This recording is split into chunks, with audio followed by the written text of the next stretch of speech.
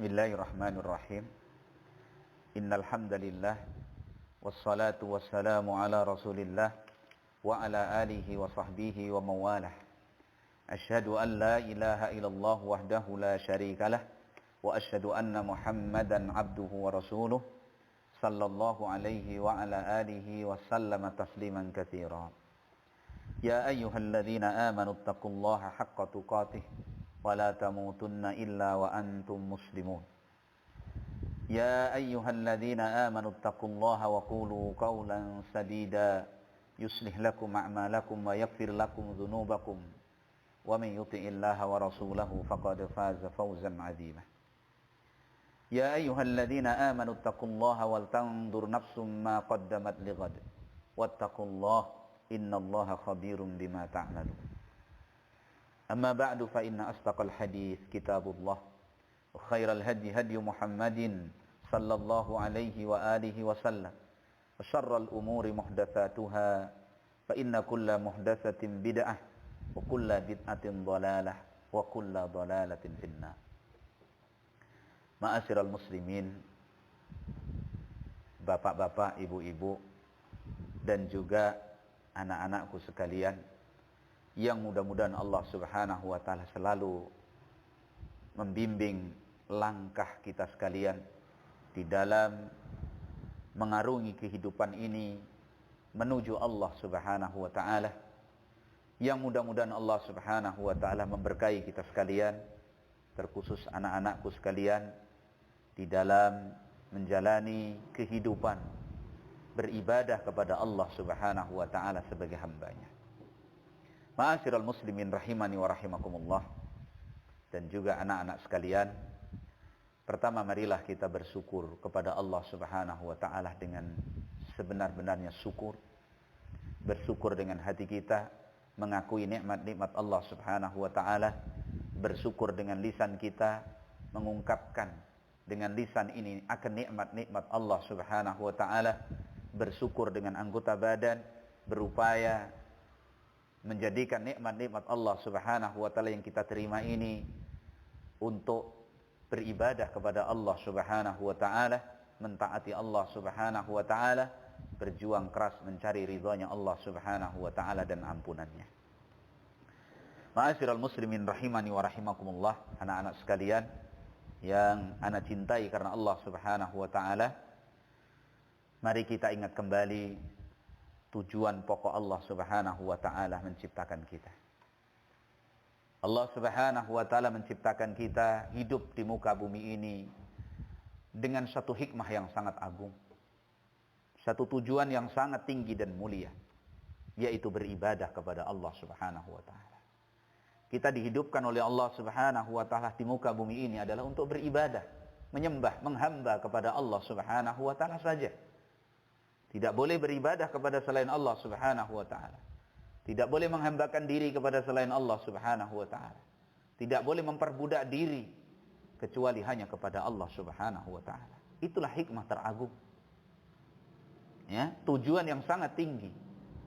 Kenapa kita diciptakan oleh Allah subhanahu wa ta'ala? Sebagaimana Allah subhanahu wa ta'ala berfirman dalam Al-Quran, وَمَا خَلَقْتُ الْجِنَّ وَالْإِنسَ إِلَّا لِيَعْبُدُونَ. Dan tidaklah aku menciptakan jin dan manusia kecuali agar mereka beribadah kepadaku. Jadi tujuan kita hidup, misi kita hidup di dunia ini adalah menghamba kepada Allah subhanahu wa ta'ala, beribadah kepada Allah subhanahu wa ta'ala saja, dan tidak boleh mensekutukan Allah di dalam peribadahan kepadanya. Kenapa demikian? Karena dengan ibadah itulah kita baik. Dengan ibadah itulah kita mendapatkan maslahah.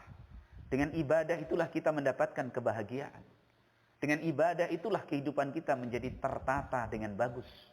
Dengan ibadah itulah kita mendapatkan kemuliaan-kemuliaan. Berarti kita sangat butuh kepada Allah subhanahu wa ta'ala untuk memberikan ibadah kepada Allah subhanahu wa ta'ala. Kita sangat fakir kepada Allah subhanahu wa ta'ala untuk menghambakan diri kepada Allah subhanahu wa ta'ala. Ya ayyuhan nas, antumul fuqara'u ilallah, wallahu huwal ghaniyul hamid. Wahai seluruh manusia, Kalian adalah sangat fakir kepada Allah Subhanahu wa taala. Sedangkan Allah zat yang tidak membutuhkan siapapun dan Allah Maha terpuji. Ayat ini menunjukkan bagaimana kedudukan kita sebagai hamba Allah Subhanahu wa taala. Bahwa kita adalah makhluk yang sangat butuh kepada Allah Subhanahu wa taala. Tanpa Allah Subhanahu wa taala kita hancur. Tanpa Allah Subhanahu wa taala kita tidak bisa berbuat apa-apa. Kita tidak memiliki apa-apa. Kita tidak tahu apa-apa. Kita tidak ada kemampuan apapun. La haula wala quwata illa billah. Tanpa Allah Subhanahu wa taala kita tidak bisa bernafas. Tidak bisa berbicara. Tidak mendapatkan kesehatan fisik. Semua ini pemberian Allah Subhanahu wa taala. Kita sangat fakir, sangat butuh kepada Allah Subhanahu wa taala. Untuk menjaga diri kita ini saja kita tidak tahu. Kalau tidak diberitahu oleh Allah Subhanahu wa taala, tidak dibimbing dan tidak dituntun oleh Allah Subhanahu wa taala. Berarti begitu sangat fakirnya kita kepada Allah Subhanahu wa taala. Begitu sangat butuhnya kita kepada Allah Subhanahu wa taala. Kita tidak akan bisa baik tanpa Allah Subhanahu wa taala. Kita akan hancur tanpa Allah Subhanahu wa taala. Karena itu, di antara kekhususan dari kekhususan ubudiyah, penghambaan diri kepada Allah Subhanahu wa taala adalah kefakiran yang mutlak, yang total kepada Allah Subhanahu wa taala. Sebagaimana ayat tadi, ya ayyuhan nas antumul fuqara'u ilallah wallahu huwal ghaniyyul hamid. Wahai seluruh manusia, kalian adalah orang-orang yang fakir kepada Allah Subhanahu wa taala, sedang Allah adalah zat yang tidak butuh kepada apapun dan kepada siapapun. Dan Allah adalah zat yang maha terpuji. Karena itu ma'asyiral muslimin rahimani wa rahimakumullah, anak-anakku sekalian, hendaklah kita betul-betul mewujudkan ubudiyah, menunjukkan kefakiran kita kepada Allah SWT, menanamkan di dalam diri kita keimanan bahwa kita ini adalah makhluk Allah yang sangat butuh kepada Allah Subhanahu wa taala. Karena itu Syekhul Islam Ibnu Taimiyah ketika menerangkan hakikat penghambaan, hakikat peribadahan, beliau mengatakan hakikatul ubudiyati ubudiyatul qalbi. Hakikat penghambaan, hakikat peribadahan adalah peribadahan hati, penghambaan hati. Jadi hati kita ini milik siapa? Hati kita ini cenderung kemana? Hati kita ini bergantung kepada siapa? Itulah hakikat ubudiyah. Jadi hakikat penghambaan, hakikat persahayaan adalah persahayaan hati, penghambaan hati kepada Allah Subhanahu wa taala. Karena itu Bilal ibn Rabah adalah budak. Jasadnya milik majikannya. Tapi ketika iman masuk di dalam hatinya, hati dia milik Allah. Hati dia adalah sahayanya Allah. Hati dia adalah hambanya Allah Subhanahu wa taala. Demikian juga keluarga Yasir radhiyallahu anhum ajma'in. Mereka para budak, jasad-jasad lahir mereka adalah milik majikan-majikan mereka. Tapi hati-hati mereka milik Allah Subhanahu wa taala. Sehingga seakan ketika mereka menghadapi siksaan-siksaan pada jasad-jasad mereka, mereka mengatakan silahkan ambil jasad-jasad kami. Tapi hati-hati kami adalah milik Allah Subhanahu wa taala. Hambanya Allah Subhanahu wa taala. Sahayanya Allah Subhanahu wa taala.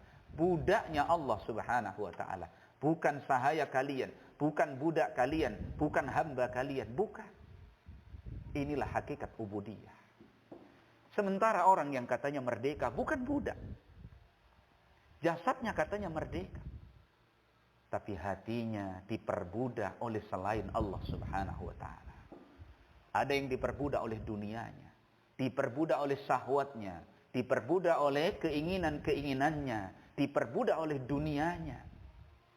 Ada orang tua yang diperbudak oleh anaknya. Ada orang yang diperbudak oleh alat-alat dari dunianya. Nah, jadi hakikat penghambaan, hakikat perbudakan, hakikat sahaya adalah penghambaan, perbudakan, pensahayaan hati kepada Allah Subhanahu wa taala. Kalau seorang hatinya milik Allah Subhanahu wa taala dan hanya menjadi budak dan sahayanya Allah Subhanahu wa taala, maka dia adalah hambanya Allah Subhanahu wa taala. Sementara kalau dimiliki oleh yang lain, berarti dia budak yang lain tersebut. Ma'asyiral muslimin rahimani wa rahimakumullah. Kemudian sedikit ana memberikan pelajaran untuk diri ana sendiri dan juga bapak-bapak dan ibu-ibu serta anak-anakku sekalian kaum muslimin rahimani wa rahimakumullah. Seorang yang betul-betul hambanya Allah Subhanahu wa taala, yang tertanam kuat di dalam dirinya bahwa dia adalah seorang makhluk yang sangat fakir, yang sangat butuh kepada Allah Subhanahu wa taala. Akan terwujud pada dirinya rasa takut yang sangat, rasa khawatir yang sangat terhadap amal ibadah yang selama ini dia sudah perjuangkan, dia lakukan, dia tunaikan dengan sebaik-baiknya, dia upayakan dengan semaksimal mungkin. Dia khawatir dan takut kalau itu tidak diterima oleh Allah Subhanahu wa taala. Karena khawatir semacam ini, dia tidak akan bermain-main di dalam beribadah kepada Allah Subhanahu wa taala. Dia tidak akan memberikan kepada Allah Subhanahu wa taala penghambaan yang hanya sedapatnya, yang hanya sekenanya, yang tidak berkualitas. Tidak. Kenapa? Dia butuh kepada Allah Subhanahu wa taala. Kenapa kita harus khawatir amal ibadah kita ini tidak diterima oleh Allah Subhanahu wa taala? Setidaknya ada 4 hal yang mendasari semua itu. Yang pertama, annallaha azza wa jalla ghaniyyun an ta'atil ibad. Yang pertama, sesungguhnya Allah Subhanahu wa taala sama sekali tidak membutuhkan ketaatan-ketaatan hambanya. Sekali lagi saya ulangi. Kenapa kita harus khawatir amal ibadah kita ini tidak diterima oleh Allah Subhanahu wa taala? Yang kita perjuangkan dengan benar, yang kita kuat dalam melaksanakannya, kita tunaikan dengan sebaik-baiknya saja. Kita khawatir tidak diterima oleh Allah Subhanahu wa taala. Apalagi yang hanya sekenanya, sedapatnya, asal-asalan, sambil bersenda gurau, tidak berkualitas. La haula wala quwata illa billah. Kenapa? Setidaknya ada 4 hal. Yang pertama tadi, annallaha azza wa jalla ghaniyun an ta'atil ibad. Sesungguhnya Allah Subhanahu wa taala itu sama sekali tidak membutuhkan ketaatan-ketaatan kalian, tidak butuh kepada taat-taat kita, tidak butuh kepada ketaatan-ketaatan hambanya. Allah sama sekali tidak membutuhkan. Sehingga mau diterima apa tidak ya terserah Allah Subhanahu wa taala.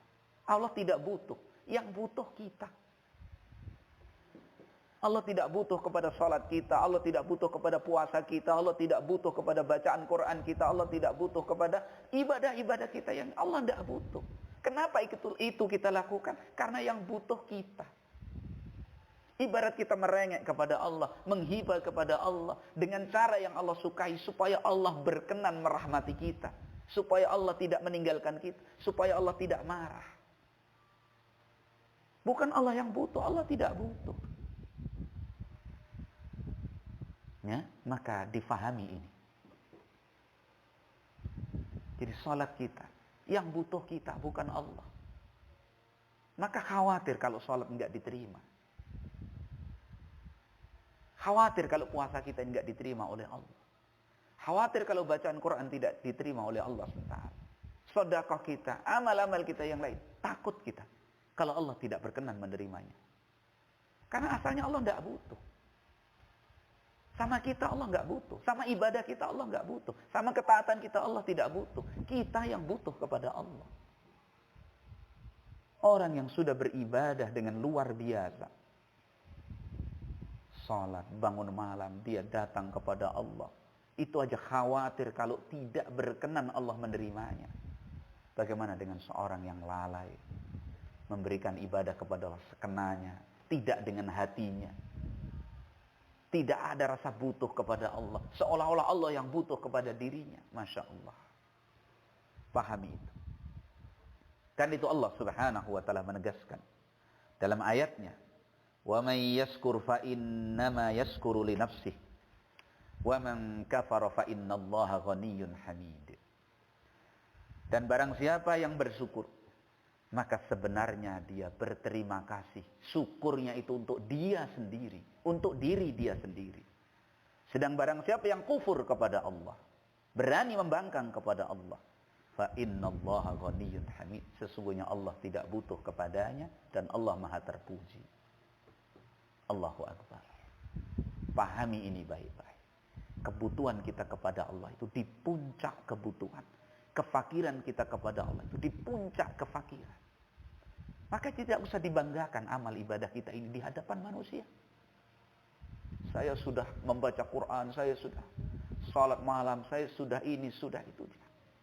Takutlah kalau Allah tidak menerima itu.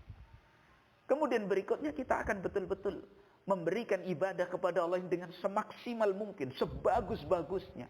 Apalagi Nabi SAW mengatakan, innallaha tayyibun la yaqbalu illa tayyiban. Sesungguhnya Allah itu zat yang maha baik, tidak menerima kecuali yang baik. Maka tidak mungkin seorang hamba yang faham akan masalah ini kemudian beribadah kepada Allah sekenanya. Tidak. Dia akan berjuang di dalam beribadah ini dengan sebagus-bagus ibadah. Dia akan ikuti tuntunan Rasulullah SAW. Syariat yang Allah ridai ini sebagai wasilah beribadah kepada Allah Subhanahu wa ta'ala yang Allah ridai. Dia akan ambil itu. Kemudian dia akan merengek kepada Allah, meminta agar Allah berkenan menerima apa? Ibadahnya. Allah tidak butuh. Ini yang pertama. Ya. Kemudian yang kedua, kenapa kita harus khawatir ibadah kita ini tidak diterima oleh Allah Subhanahu wa ta'ala?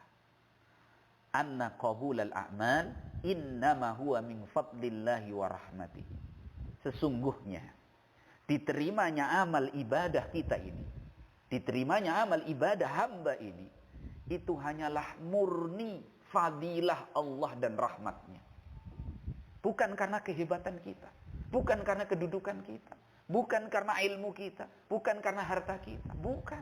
Tapi betul-betul murni karena Allah sendiri yang akan memberikan rahmat. Karena kasih sayang Allah, karena belas kasihan Allah. Jadi bukan karena kebutuhan Allah. Bukan. Ya. Sampai Rasulullah sallallahu alaihi wasallam mengatakan dalam hadis yang dikeluarkan oleh Imam Al-Bukhari. Lihat, beliau mengatakan, wallahi la adri wa ana Rasulullah ma yuf'alu bi wala bikum. Demi Allah, aku tidak tahu. Sedang aku adalah utusan Allah, aku adalah Rasulnya Allah, aku tidak tahu apa yang akan diperlakukan terhadap diriku dan terhadap diri kalian oleh Allah Subhanahu wa ta'ala. Allahu Akbar. Rasulullah SAW tidak mengerti, tidak tahu apa yang Allah akan perlakukan kepada diri beliau sallallahu alaihi wasallam dan juga kepada diri kita ini. Sedang beliau adalah utusan Allah Subhanahu wa ta'ala. Jadi betul-betul Allah tidak butuh kepada kita. Dan betul-betul yang butuh kepada Allah itu adalah kita. Fahami baik-baik itu. Ma'syarul muslimin, anak-anak sekalian, fahami. Allah tidak butuh kepada kalian sama sekali. Kita tidak dibutuhkan oleh Allah. Dan ketika amal ibadah kita ini diterima oleh Allah, itu betul-betul perkenan Allah, rahmat dan kasih sayang Allah.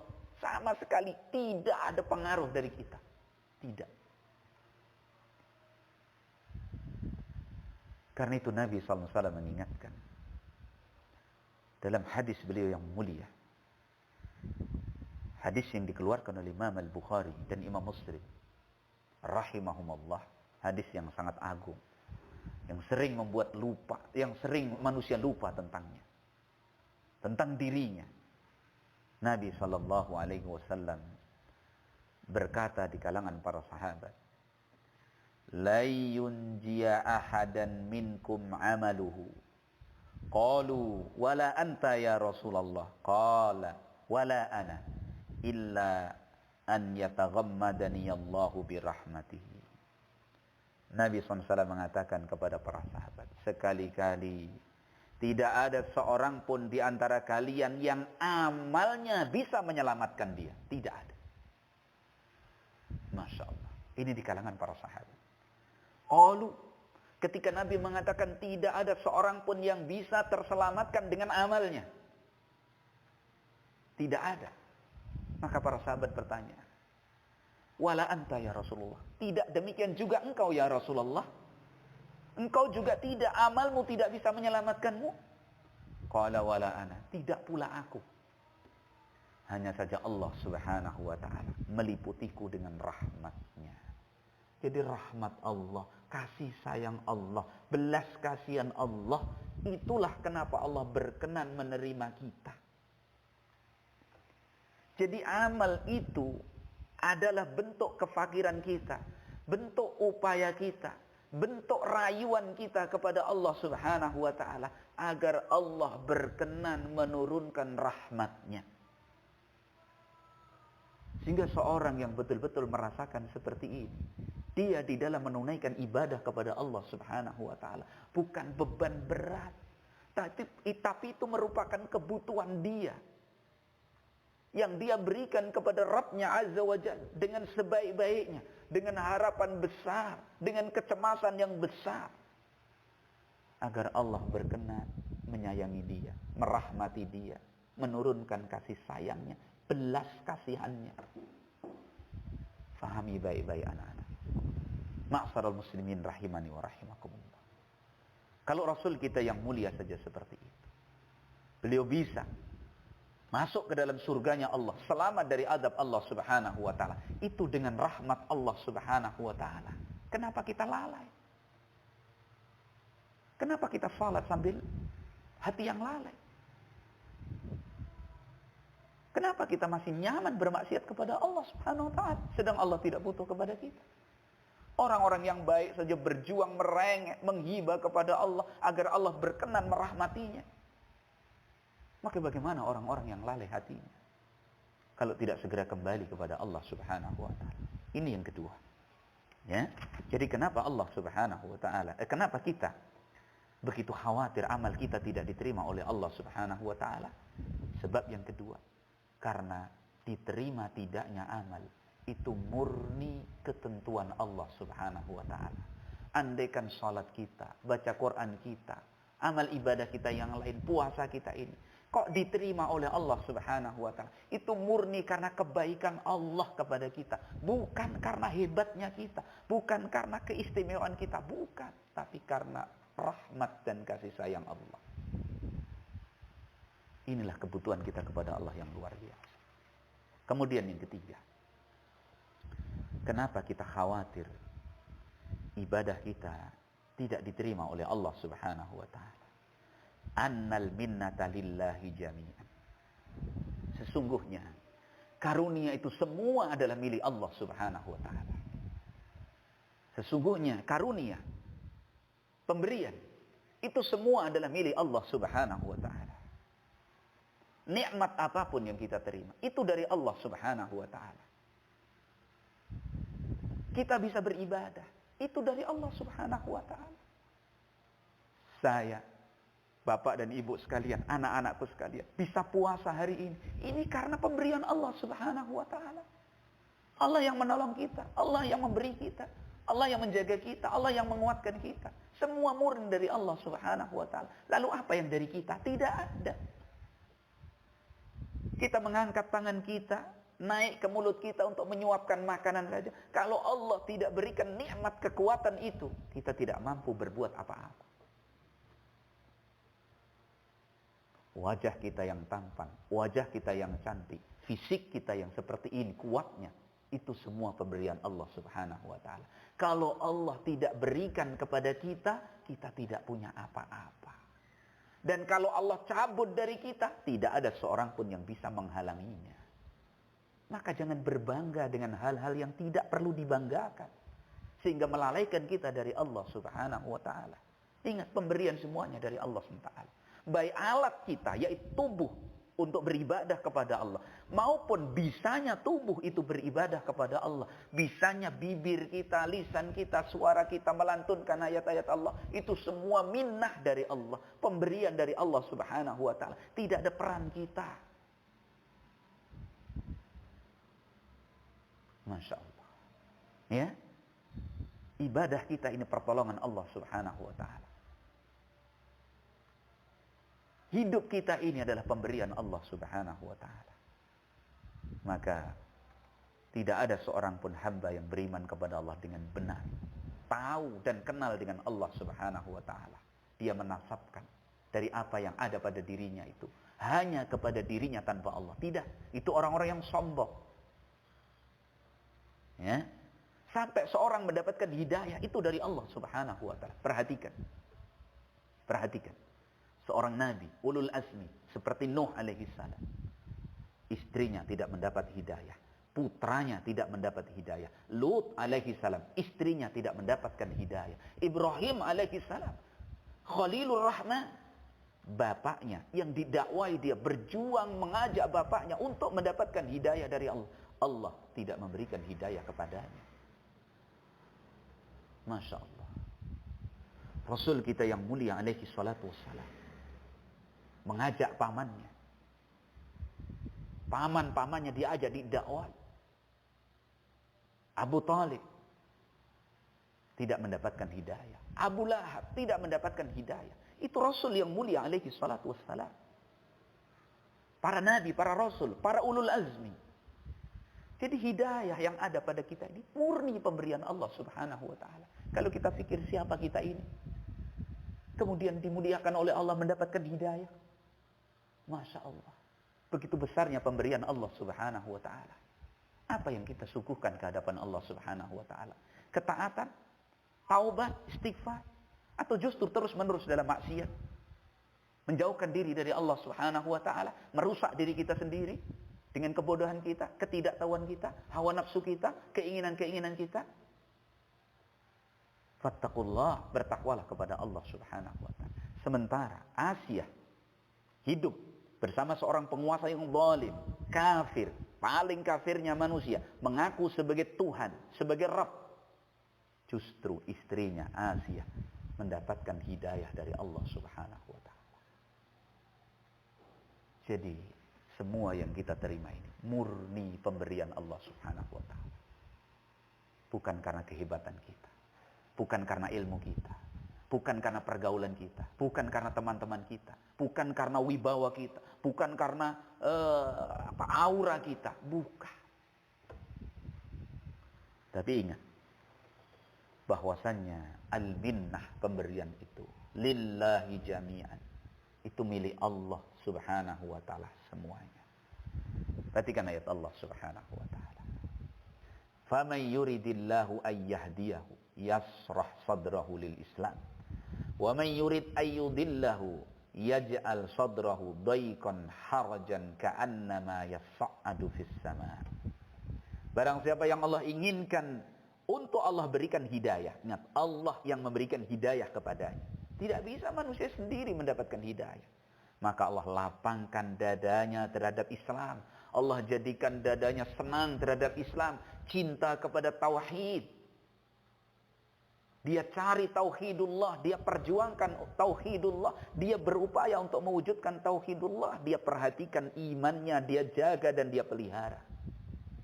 Sementara orang-orang yang Allah ingin untuk Allah sesatkan, maka dia tidak bisa mendapatkan hidayah. Allah sesatkan, Allah jadikan dadanya ini sempit, berat terhadap Islam ini. Tidak senang terhadap Islam, tidak suka terhadap tauhid, muak, nek melihat sunnah Rasulullah sallallahu alaihi wasallam. Senangnya pada perkara-perkara yang menjauhkan dirinya dari Allah Subhanahu wa taala. Ka'annama yas'adu fis sama, seakan-akan dia naik ke langit. Ya, ini yang ketiga. Pahami. Ini kalau kita urai butuh waktu yang panjang. Kemudian yang keempat. Kenapa kita khawatir ibadah kita ini tidak diterima oleh Allah Subhanahu wa taala? Perjalanan hidup kita ini tidak berkenan di sisi Allah Subhanahu wa taala. Kenapa kita khawatirkan? Annal 'abda la ya'manu ala nafsihil fitnah. Karena hamba ini tidak mungkin bisa merasa aman atau pasti aman dari fitnah. Tidak. Ya, siapa yang menjamin kita ini? Tidak ada. Ya. Ingat hadis Rasulullah sallallahu alaihi wa alihi wasallam.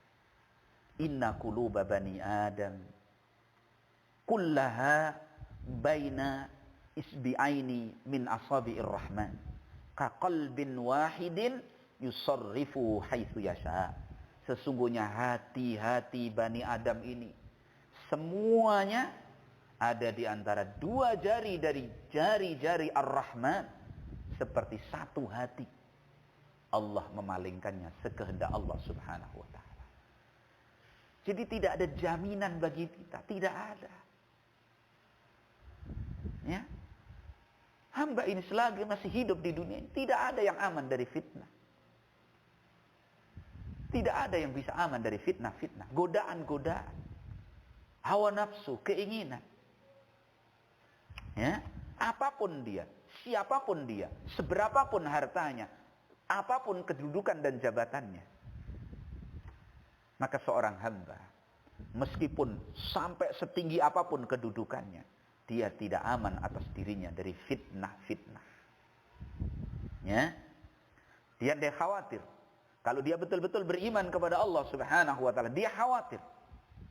Ya, bahwasanya hatinya, dirinya akan terhempas oleh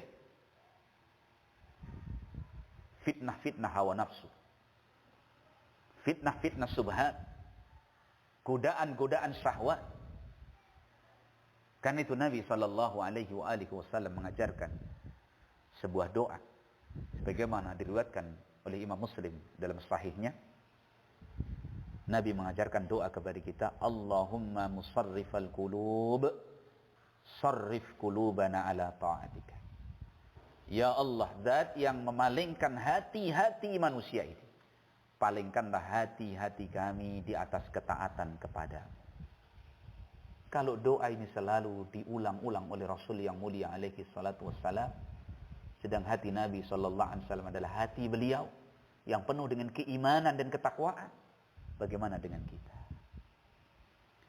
Maka ketika seorang hamba tahu, faham, mengerti bahwa dirinya tidak bisa aman dari fitnah yang bisa jadi menimpa kepada dirinya kalau dia tidak dijaga oleh Allah Subhanahu wa taala, kalau dia tidak ditolong oleh Allah Subhanahu wa taala, kalau dia tidak dibimbing hidupnya oleh Allah Subhanahu wa taala, dia akan jadi bulan-bulanan fitnah.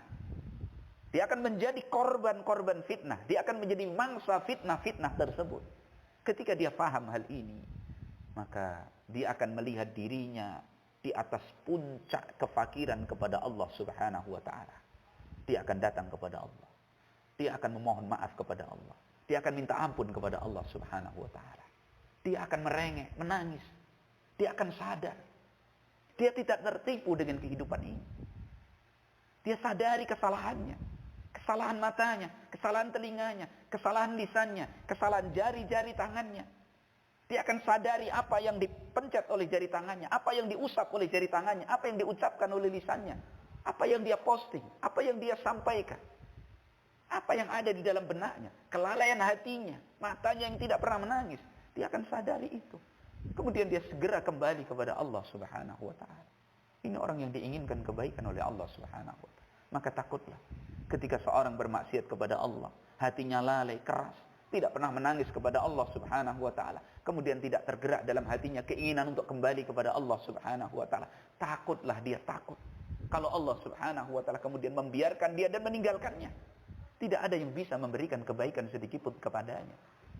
Karena itu hanya milik Allah Subhanahu wa taala. Ma'asyiral muslimin rahimani wa rahimakumullah. Maka seorang yang bisa mendapatkan 4 hakikat tadi, kenapa dia harus takut amalnya tidak diterima oleh Allah Subhanahu wa taala? 4 hakikat tadi, yaitu bahwasanya Allah Subhanahu wa taala tidak membutuhkan ketaatan dan amal ibadah hambanya. Yang kedua, bahwasanya menerima suatu amal ibadah itu adalah murni fadilah dari Allah Subhanahu wa taala dan rahmatnya. Kemudian yang ketiga, bahwasanya seluruh karunia dan pemberian itu adalah milik Allah Subhanahu wa taala. Tidak ada seorang pun yang bisa memberikan kecuali Allah Subhanahu wa taala. Kemudian yang keempat, bahwasanya hamba selagi dia masih hidup di muka bumi ini tidak akan bisa aman dari fitnah atas dirinya. Maka kalau seorang memahami 4 hal ini dalam hidupnya, dia kenali dirinya dengan 4 hal ini tadi, maka dia akan tahu bahwasannya takjubnya dia dengan amal ibadahnya, ketaatannya, kedudukannya di dunia, hartanya, pujian manusia, sanjungan manusia, hiruk pikuk manusia yang ada di sampingnya, ya, itu merupakan paling besarnya problem dan penyakit yang justru akan menyusahkan dia di hadapan Allah Subhanahu wa taala. Yang justru akan menjatuhkan kedudukan dia di hadapan Allah Subhanahu wa taala. Yang justru akan menghancurkan kehidupan dia di sisi Allah Subhanahu wa taala. Maka faliyadu billah, kita mohon perlindungan kepada Allah Subhanahu wa taala. Mutarrif ibn Abdullah, beliau pernah mengatakan, li'an abita naiman wa usbiha nadiman ahabbu ilayya min an abita qa'iman fa usbiha mu'jiban. Aku melalui malam dengan tidur, kemudian di akhir malam subuh saya menyesal, bertaubat, beristighfar kepada Allah. Itu lebih aku sukai daripada aku menjalani malamku dengan salat malam, dengan ibadah, sementara di subuh hari aku takjub dengan ibadahku tadi. Masya Allah. Ya, tidak aman dari fitnah. Kadang seorang beribadah, baca Quran, kemudian ada orang bicara tentang bagusnya bacaannya, gugur sudah amal itu dengan riya, dengan sum'ah, dengan ujub. Ini fitnah. Siapa yang aman dari fitnah? Orang bisa tergelincir karena dipuji oleh manusia. Orang bisa tergelincir dari kebaikan ketika dicela oleh manusia. Bahkan ketika tidak ada orang yang memuji, tidak ada orang yang mencela, dengan hawa nafsunya sendiri, dia terfitnah dan tergelincir. Maka ketika keadaan kita itu seperti itu, kita faham betul, kita ngerti bahwa kita ini tidak punya apa-apa kecuali hanya Allah Subhanahu wa taala, maka kita akan betul-betul mewujudkan penghambaan kita kepada Allah, kita akan betul-betul wujudkan kefakiran kita kepada Allah, dan kita akan segera kembali kepada Allah, takut kalau Allah meninggalkan dan membiarkan kita, apalagi sampai Allah marah dan menghukum kita. Ma'asyiral muslimin wal muslimat rahimani wa rahimakumullah. Anak-anakku sekalian yang mudah-mudahan dijaga dan dibimbing oleh Allah Subhanahu wa taala.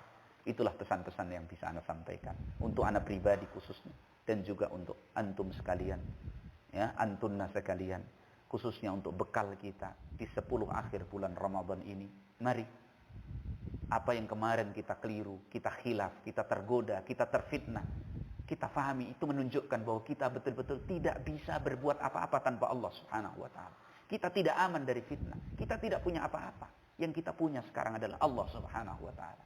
Maka marilah masuk ke 10 Ramadan, akhir Ramadan ini, dengan datang kepada Allah, ya, dengan bertaubat kepada Allah, dengan beristighfar kepada Allah, dengan kembali kepada Allah, merengek, menghibah, meminta maaf kepada Allah Subhanahu wa taala.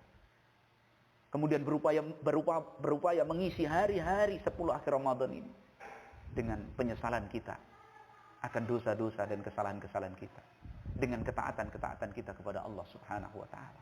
Kita isi dengan ketaatan-ketaatan kita kepada Allah Subhanahu wa taala. Kembalilah kepada Allah, bertaubatlah kepada Allah. Kemudian saya wasiatkan kepada anak-anak, tutup hati kalian. Tutup, simpan. Jangan lagi ditengok. Sibuklah dengan Al-Qur'an. Lihat Al-Qur'an, buka Al-Qur'an, baca Al-Qur'an. Hamparkan sajadah kalian, sujud kepada Allah, bangunlah malam hari, ajak keluarga kalian, jalani puasa dengan penuh iman dan pengharapan kepada Allah Subhanahu wa taala. Berlakulah yang bagus, malulah kepada Allah Subhanahu wa taala, bertaubat, kembali istighfar, menyesal, menangis kepada Allah Subhanahu wa taala. Jadikan hati kalian putih bersih, didik hati kalian dengan akhlak yang mulia, ucapkan ucapan yang baik. Datanglah kepada Allah Subhanahu wa taala agar Allah Subhanahu wa taala berkenan mengampuni kita sekalian. Kan itu di antara doa yang diajarkan oleh Nabi sallallahu alaihi wasallam kepada Ibunda Aisyah radhiyallahu anha di saat beliau bertanya kepada Nabi, "Kalau aku tahu dan aku yakini malam ini adalah malam Lailatul Qadar, malam ini adalah Lailatul Qadar, apa yang harus aku ucapkan dari doa?" Maka Nabi SAW mengajarkan kepada beliau agar mengucapkan doa, berdoa kepada Allah dengan Allahumma innaka afuwun tuhibbul afwa fa'fu anni. Allahumma innaka afuwun tuhibbul afwa fa'fu anni. Allahumma innaka afuwun tuhibbul afwa fa'fu anni. Ya Allah, sesungguhnya Engkau adalah zat yang maha pemaaf, suka memaafkan, maka maafkanlah hamba-Mu ini. Demikian, ma'asyiral muslimin wal muslimat, anak-anak sekalian, banyak berdoa kepada Allah, ya, agar Allah membimbing kita untuk bisa menyelesaikan Ramadan ini dengan sebaik-baiknya, dan mudah-mudahan kita mendapatkan derajat ketakwaan di sisi Allah dan diampuni oleh Allah dosa-dosa kita. Sallallahu wasallam baraka ala nabiyyina Muhammadin wa ala alihi wa sahbihi ajma'in. Subhanakallah bihamdik asyhadu an la ilaha illa ant astaghfiruka wa atubu ilaik. Assalamualaikum warahmatullahi wabarakatuh.